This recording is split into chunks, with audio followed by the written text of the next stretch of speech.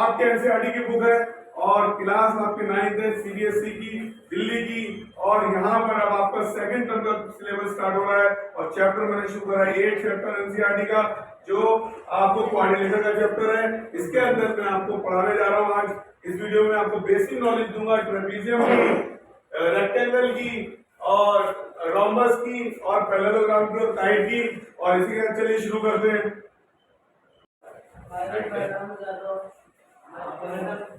हाँ भाई, बैठे बैठे बैठे बैठे।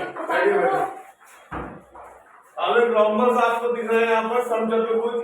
समचतुर्भुज में ऑल साइड इक्वल होती है आपकी, ठीक है, ऑल साइड इक्वल होती है। ए बी आपका बराबर होगा बी सी, इक्वल होगा सी डी, इक्वल होगा ए डी के।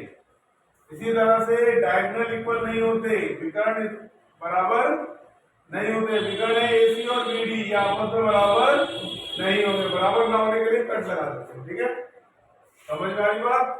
इसी के साथ ये इसकी प्रॉपर्टी होती है रोम्बस की। आपको मैंने प्रॉपर्टी बताई थी पैरेललोग्राम की। पैरेललोग्राम को शॉर्ट फॉर्म में ऐसे करके लिखते हैं समांतर चतुर्भुज में। मैंने कहा अपोजिट साइड इक्वल होती है और पैरेलल होती है। इसी तरह से ए बी बराबर होगा सी डी के और पैरेलल भी होगा, और बी सी बराबर होगा ए डी के और पैरेलल भी होगा। और अपोजिट एंगल इक्वल होते हैं, अपोजिट एंगल इक्वल होते हैं। एंगल ए बराबर एंगल सी के होगा, एंगल बी बराबर एंगल डी के होगा। इसी तरह मैंने आपको बताई थी डायगोनल इक्वल नहीं होते। ए सी कभी भी बराबर नहीं होगा बी डी के, ए सी कभी भी बराबर नहीं होगा बी डी के। इसी तरह से एंगल ए और प्लस बी का सम, एक ही लाइन के जो एंगल बनते हैं, यानी ए बी पे एंगल ए बन रहा है और बी बन रहा है, इनका सम 180 डिग्री होता है। कितना होता है? तो इसलिए angle A plus angle B बराबर 180 डिग्री। इसे कहते हैं एडजेसेंट एंगल का सम, यानी आसन कोण का योगफल हमेशा 180 डिग्री होता है। क्या होता है? 180 डिग्री होता है। इसी तरह से मैंने कहा एक लाइन ये रही हमारी बीसी, बीसी पे एंगल बी और सी बन रहा है, इनका जोड़ भी 180 डिग्री होगा। इसी तरह से सी डी एक लाइन है, इनका जोड़ भी 180 डिग्री होगा। और इसी तरह से एक लाइन है ए डी, इन दोनों के एंगल का सम भी 180 डिग्री होगा। यहाँ आपको मैंने समझा दी प्रॉपर्टी है आपको पैरेललोग्राम की। अब मैं प्रॉपर्टी आपको सिखा रहा हूँ आयत यानी रेक्टेंगल की। क्या सिखा रहा हूँ? रेक्टेंगल की प्रॉपर्टी बता रहा हूँ। जो आपकी दी हुई यहाँ पर क्या प्रॉपर्टी होती है? वर्टेक्स एंगल हमेशा 90 डिग्री का होता है, शीर्ष कोण हमेशा 90 डिग्री का होते हैं। इसमें शीर्ष कोण हमेशा 90 डिग्री के। Angle A, angle B, angle C और एंगल डी, ये सभी जो है 90 डिग्री के होंगे। कितने डिग्री के होंगे? 90 डिग्री के होते हैं। साथ ही साथ आपको मैंने बताया कि अपोजिट साइड इक्वल होती है, यानी ए बी सी डी के बराबर होगी और बी सी डी ए के या ए डी के बराबर होगी। अच्छा, इत्तेफाक की बात है इसमें डायगोनल भी इक्वल होते हैं, विकर्ण बराबर होते हैं। ए सी बराबर होगा बी डी के, ये भी बराबर हो गए। अब आता है वर्ग, स्क्वायर। इसे हिंदी में कहते हैं वर्ग और इंग्लिश में कहते हैं स्क्वायर। स्क्वायर भी आपके अपोजिट साइड जो होती है वो क्या होती है? इक्वल होती है, बल्कि ऑल साइड इक्वल होती है, बल्कि ऑल साइड इक्वल होती है। ए बी बराबर बी सी बराबर सी डी बराबर ए डी, ये चारों साइड इक्वल होगी। और यहाँ तक कि डायगोनल भी बराबर होता है, ए सी बी डी के बराबर होगा। एंगल भी 90 डिग्री के होते हैं। क्या होते हैं? एंगल भी 90 डिग्री के होते हैं। दोनों डायगोनल्स एक दूसरे को बाइसेक्ट भी करती है, यानी अगर उनकी लंबाई ना दी जाए यहाँ से तो भी बराबर होती है। जैसे हम कहें कि ओ ए बराबर ओ सी होगा और ओ बी बराबर में ओ डी भी होता है। हर जगह ऐसे ही, हर जगह ऐसे, चाहे वो आयत हो, चाहे वो रेक्टेंगल हो, चाहे वो पैरेललोग्राम हो, चाहे वो रोम्बस हो। अब मैं बात यहाँ पे कर रहा हूँ रोम्बस की। एक खासियत होती है रोम्बस की, वर्टेक्स जो होती है वो डायगोनल एक दूसरे को 90 डिग्री में काटते हैं। किसमें काटते हैं?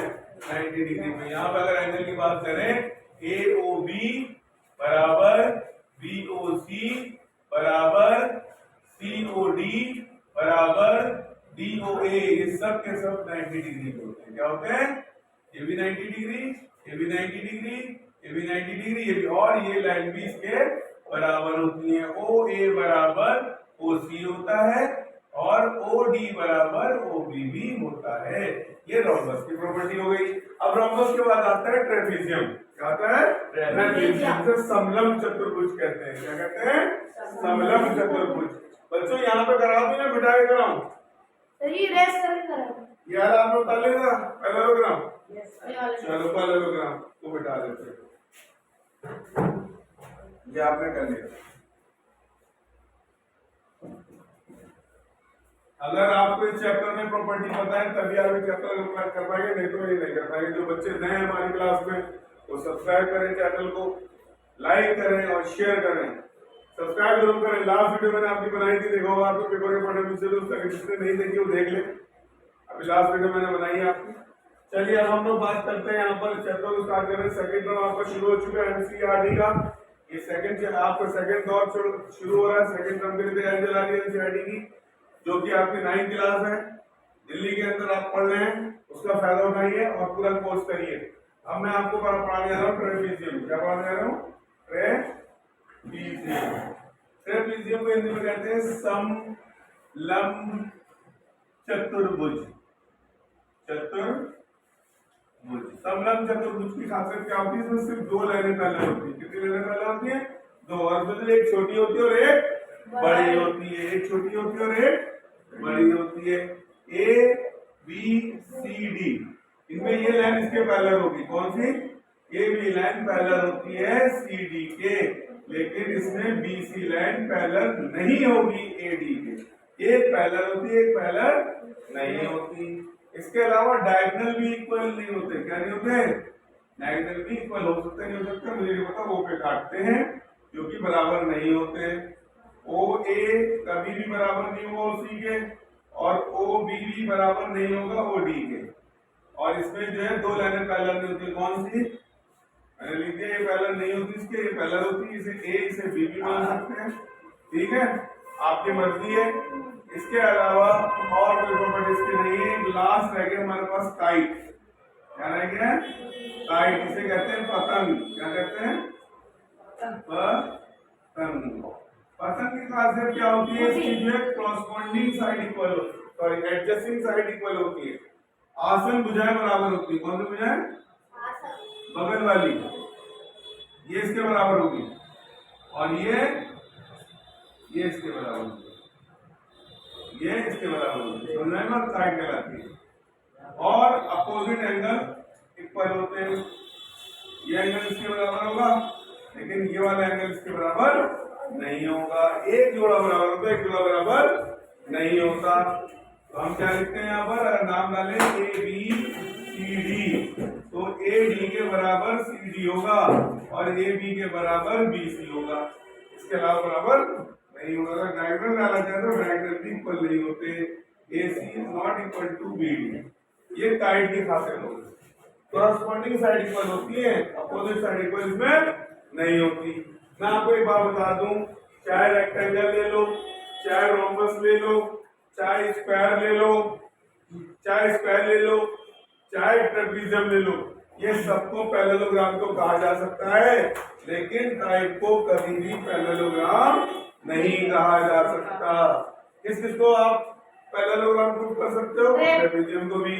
किसको कर सकते हो? रेक्टेंगल को भी। किसको कर सकते हो? स्क्वायर को भी। किसको कर सकते हो? रोम्बस को भी। अगर इनकी से कुछ प्रॉपर्टी पैरेललोग्राम को फॉलो करती है तो पैरेललोग्राम होगा, लेकिन मैं आपको 100% गारंटी देता हूं कि काइट कभी भी पैरेललोग्राम नहीं हो सकती। कीप इन योर माइंड, बाहर लो, घुसेड़ लो इस दिमाग। क्या इस चैप्टर में अगर आपको कुछ भी प्रूव करना है तो पहले पैरेललोग्राम प्रूव करना पड़ेगा। आप तो कह रहे रेक्टेंगल एक स्क्वायर प्रूव करो, तो पहले उसको लेके आओगे कहां पर? प्लेटफॉर्म पर पैरेललोग्राम। जब वो पैरेललोग्राम हो तो अपना एक रेक्टेंगल स्क्वायर कब प्रूव करना पड़ेगा? पहले प्रूव करना पड़ेगा आपको कि ये पैरेललोग्राम है। अब वो कहता है प्रूव करो कि रोम्बस एक रेक्टेंगल है, तो पहले रोम्बस को तुम्हें पैरेललोग्राम प्रूव करना पड़ेगा, तब जाके आप दूसरा रेक्टेंगल प्रूव करेंगे। ये रूल है इस चैप्टर का, एक चैप्टर का एनसीईआरटी के। तो आप लोग समझा मैंने क्या बोला? मैंने बोला इस चैप्टर के अंदर पहले तो इसकी आपकी प्रॉपर्टी पता होनी चाहिए, जो मैंने आपको आज क्लास में बताई है। दूसरी चीज कि काइट को छोड़कर बाकी सारी फिगर जो है आपकी ये पैरेललोग्राम होंगी, इसके अलावा नहीं होंगी। और मैंने आपको एक लास्ट बात बताई कि अगर आपको पैरेललोग्राम छोड़कर बाकी फिगर जो है, जैसे चाहे रोमबस हो, चाहे राइट साइड हो, चाहे स्क्वायर हो, चाहे ट्रेपेजियम हो, इसे अगर एक दूसरे से प्रूव करना है तो पहले आपको पैरेललोग्राम प्रूव करना पड़ेगा। पहले पैरेललोग्राम पे जाएंगे, उसके बाद हम इसी के साथ वीडियो खत्म होती है। जिसको पसंद आए लाइक करें, शेयर करें, सब्सक्राइब करें। धन्यवाद। बंद करो।